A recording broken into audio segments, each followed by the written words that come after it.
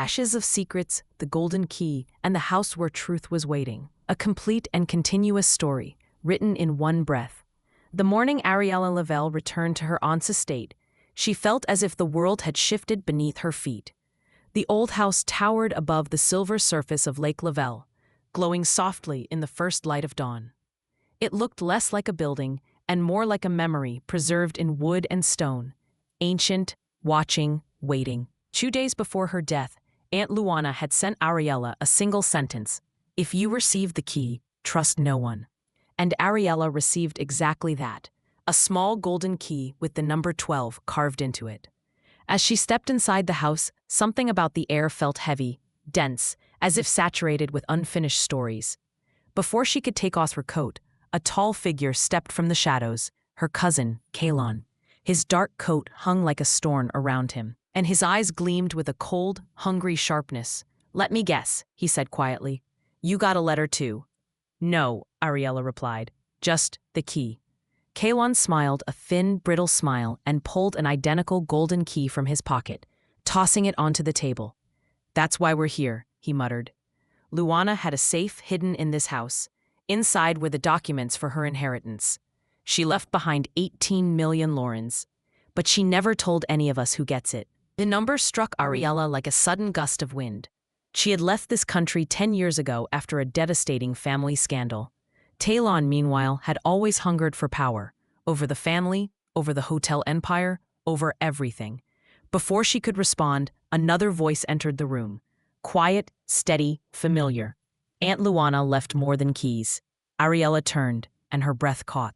It was Elian, the man she once loved, the man who vanished without a goodbye, the nephew of Luana's late husband. He stepped forward, silver eyes intense. "She left me a letter," he said, holding a worn note. "She knew trouble was coming, and she wanted us three to find the truth together." He handed the note to Ariella. "The truth is not in the safe. It is in the people who open it." A shiver ran down her spine. Together they entered Luana's study. The house creaked as if aware of their every move. Paintings lined the walls. Dust hung like mist. In the center stood an old wooden desk, and on it a music box. Ariella inserted her key. A soft, haunting melody began to play. At that exact moment, the curtains blew open, though the windows were shut. Behind them was a hidden niche, and in the niche, a heavy iron safe with 3 keyholes. "Our keys," Ariella whispered. They inserted them at once. A sharp click echoed. The safe swung open. Inside was only a single envelope and a small USB drive. Kalon lunged for the envelope, but Elian caught his wrist and pulled it away. "No more games," he said, and opened the document. It was the inheritance. All 18 million lorens left to someone, but the name was smeared with ink, intentionally obscured. Elian inserted the USB into his laptop. A video appeared. Luana looked tired but calm. "If you are watching this," she began, "it means I am gone. One of you was willing to do anything, even commit a crime, to take what I built. I could not allow that. So I chose an heir based on heart, not hunger." Her eyes softened. "The true heir is the one who touches the envelope without desire for riches. Only then will the name appear." Silence. All eyes fell on the envelope. Elian held it, but he looked at Ariella. "You never wanted this," he whispered. "Not wealth. Only answers." Ariella touched the paper. Warmth spread beneath her fingertips. Slowly, the ink dissolved, and her name emerged, Ariella Lavelle. Kalon roared in fury. The truth later revealed he had threatened Luana, tried forging signatures, and even attempted to seize property in advance. Elian placed a gentle hand over Ariella's trembling one. "You earned this," he murmured. "She saw your heart. She always did." Ariella closed her eyes. The house seemed to exhale, soft, relieved. She was the heir, but her story was far from over. In the days that followed, the estate buzzed with lawyers, archivists, and investigators, and soon an unexpected guest arrived. A young woman with a heavy backpack and a braid down her shoulder stood at the gates. "My name is Salin," she said quietly. "Luana helped me for years. I came to say goodbye." Ariella felt an immediate tenderness toward her. Something about her reminded her of herself many years ago, alone, uncertain, searching for belonging. "You're welcome here," Ariella told her gently. Luana never cared for strangers unless they were family in her heart. But Saylin's arrival stirred something deeper. That night in the study, they discovered a small silver music box hidden beneath a bookshelf, Luana's handwriting on top. Saylin opened it with trembling hands. Inside was a letter and a photograph. A little girl in an orphanage. Saylin paled. "That's me. But why would Luana keep this?" Elian placed a hand on her shoulder.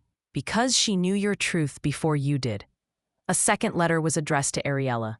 "If Saylin comes, she is family. Her mother hid the truth, but the girl carries Lavelle blood. Protect her. Be to her what I was to you." Saylin's eyes filled with tears. Grief and relief tangled together. "You're not alone," Ariella whispered. "Not anymore." Then another man appeared. Ardrian, the family hotel chain's new financial director. His news was alarming. "There is money missing from the family foundation," he said. 2 million Laurens, gone. All eyes turned to Kalon, but Ardrian shook his head. No, it wasn't him. The transfer was made by Luana to a small private fund with only one registered beneficiary. He placed a file on the table. Saylin Lavelle. The room froze. Saylin covered her mouth. She had never known. Never even imagined. Another USB was found. Another video. Luana, smiling gently. "I opened a fund for Saylin. It supported her studies and her life. She never asked for it, and that is why she deserved it. Do not let her face the world alone." Everything became clear.